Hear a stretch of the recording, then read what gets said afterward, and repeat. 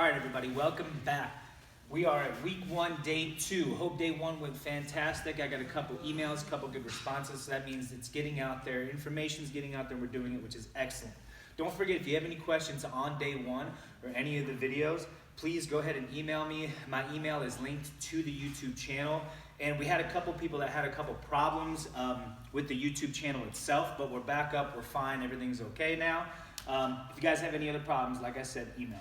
Okay, week 1, day 2, our warm-up. We're gonna do 2 rounds of inchworms and dive bombers. So we got 10 inchworms, 10 dive bombers. So Blaine is gonna go ahead and demonstrate inchworms first.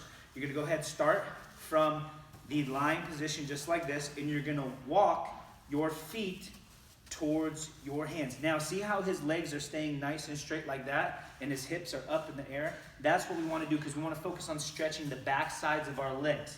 And now, since he's as far as he can walk to his hands, he's going to walk his hands back out, just like that. And now walk your feet to your hands, just like that. That's good, Blaine. Go ahead, stand up.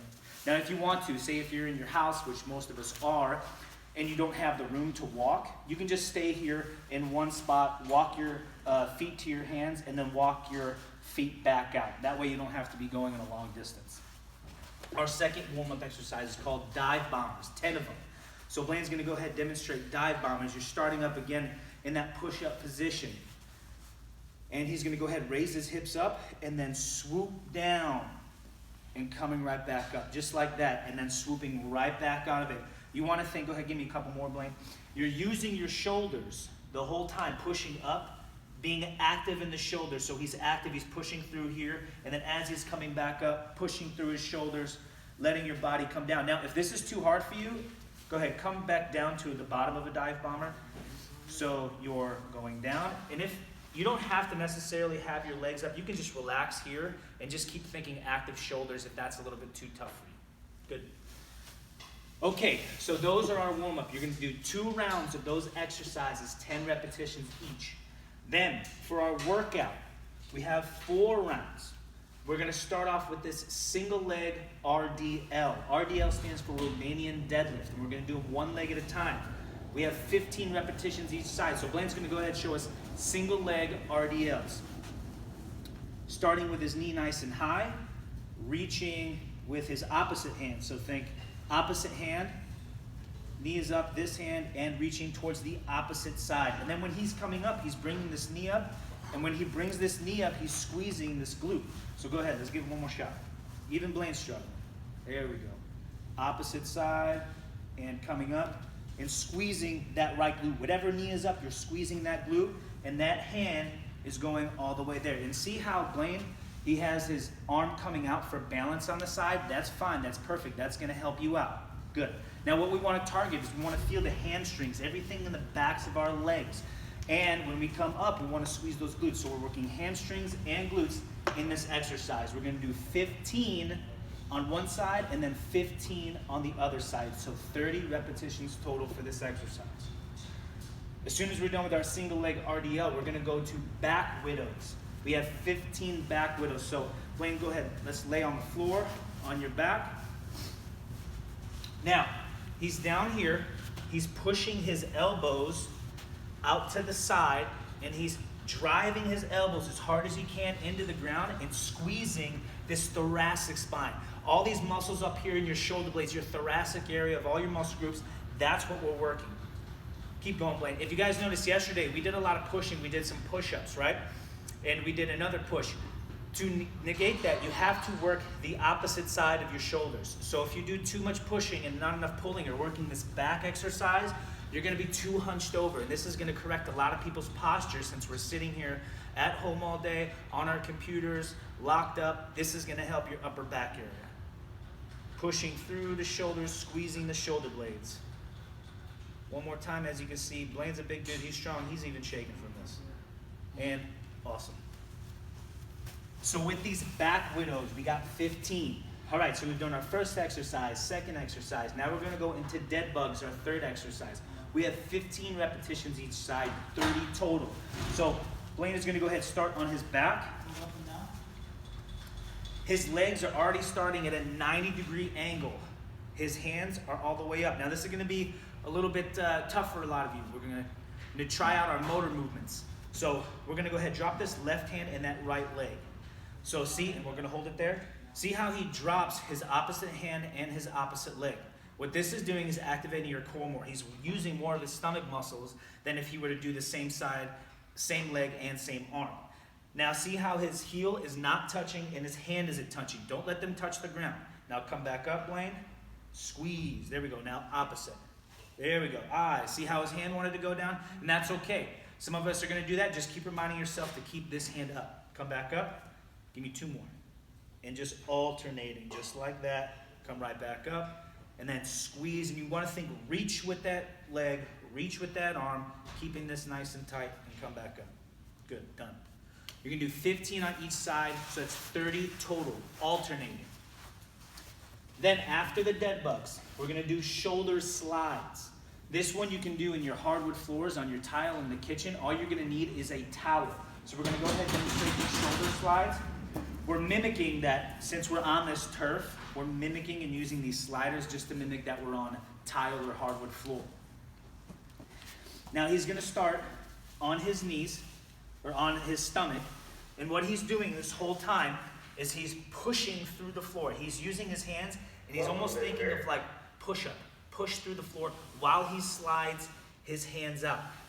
And so what he's using is he's using these lats right here, these posterior shoulders, these posterior deltoids, his shoulder blades, everything in this back, again, the thoracic region that we did earlier for our back widows. Just like that, squeezing, pulling while you're pushing through the floor. So there's another way we can kind of challenge this. If this is too easy for some of you, we're going to go ahead and start from your knees, and he's going to go ahead and reach out just like this, all the way down, and then he can pull back and go to a push-up position. So what this is going to do more, you're going to feel more in the lats and maybe even a little bit more in your chest as you're coming down. One more time. So don't forget, only do this if the first exercise, the one we just showed you, was just a little bit too easy. That's the more challenging one. And then after our shoulder slides, you're going to rest 60 seconds. So that's 4 rounds of our single leg RDL, back widows, dead bugs, and shoulder slides, and then you rest 60 seconds. So that's 1 time through. You're going to do that 4 times through, and then you're done with your workout. After we're done with our workout, we're going to go to our cool down. Don't forget, cool down is one of the most important times. We need this to prevent injury. Like I said, we're sitting all day, typing away at the computer. We're cooped inside. We have to keep stretching to increase range of motion and flexibility. So our first one is going to be our couch stretch. You can go ahead and use a chair like Blaine's going to do.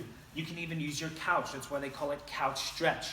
Now the target we're looking for is right in these quadricep muscles. You're going to feel, especially since we did double tap squats yesterday, we've been doing a lot of legs, this is the area we want to feel it, right? So if you get into this position and you don't feel it much, lean forward just like Blaine is doing and kind of think your shoulders back and push those hips forward.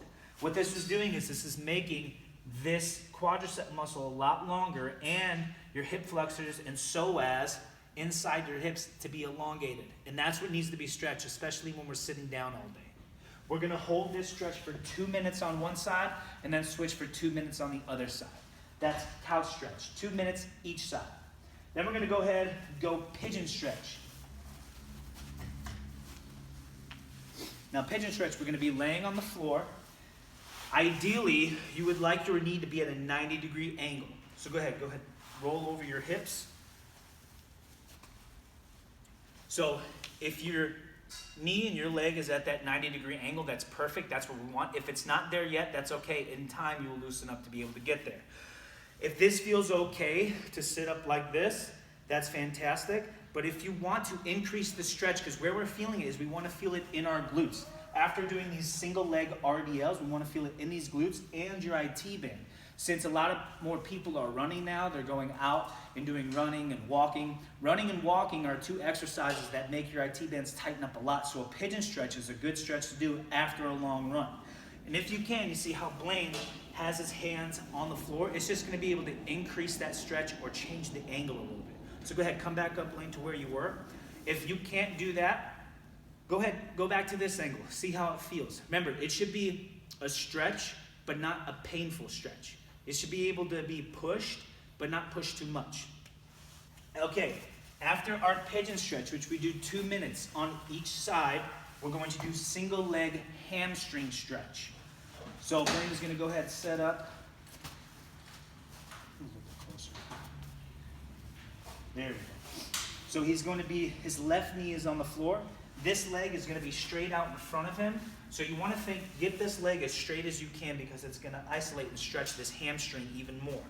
And what you want to do is you want to be able to go ahead and put both hands on the side right here, just like that. Now for some of us, we're not going to be able to do this. So you can do this next to a couch or a chair and put one hand up there and just see how far you can go. You feeling it there? Mm-hmm. Exactly. So we want to feel it in the back of the leg. And to be able to change the angle too, there's a couple different ways you can do this. If he flexes his toes up, just like this, he'll be able to feel it somewhere differently in his hamstrings. But if he were to flex his toe forward like he's gas pedaling, he can feel it. So you can change the angle and change with this. You're going to be here 1 minute on each side. See how that flexion of the foot goes.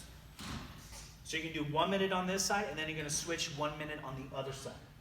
Then our last stretch, our last exercise for the day, we're going to do something called Sumo Squats. What this is going to do is help our range of motion in on our hips, helping out our pelvis, because like I said again, we're sitting all day, and this is going to help that. So there's 2 different ways you can get into the Sumo Squat. The first way is you're going to start from the ground, because some people have trouble getting into this position. Starting from the ground from your toes, and then you're just going to go ahead and lean back, just like this, and sit for as tall as you can. There you go. Just like that. And then the second way to get in this, go ahead, stand up, Blaine.